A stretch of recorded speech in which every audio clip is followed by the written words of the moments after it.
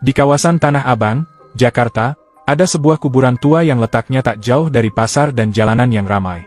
Siang hari, tempat itu seperti tak berbahaya, hanya deretan nisan, pohon beringin yang menjulang, dan pagar besi yang memisahkannya dari keramaian luar. Namun, ketika malam datang, suasana berubah drastis.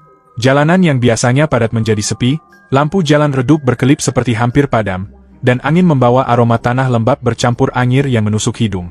Warga sekitar sering berpesan dengan nada serius, "Jangan pernah menyeberang kuburan Tanah Abang setelah tengah malam.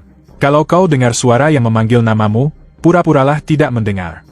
Pesan itu berulang kali didengar oleh Arman, seorang mahasiswa yang baru pindah kos tak jauh dari situ.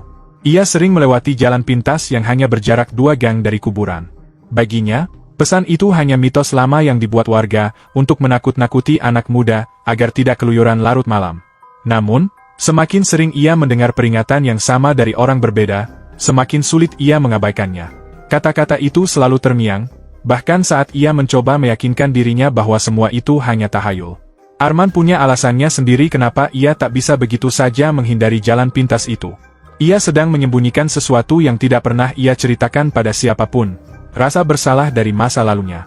Beberapa bulan lalu, sahabatnya meninggal dalam sebuah kecelakaan.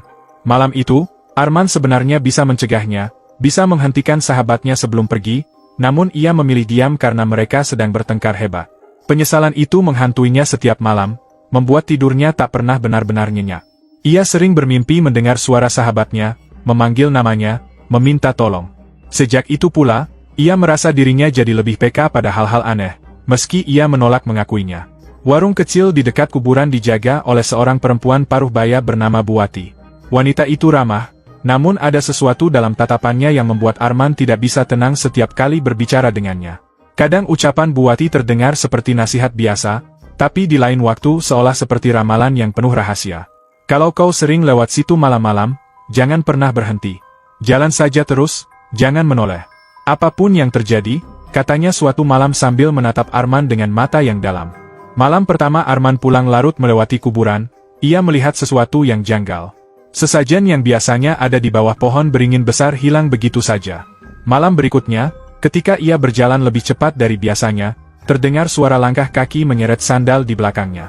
Ia menoleh, namun jalan itu kosong. Tidak ada seorang pun.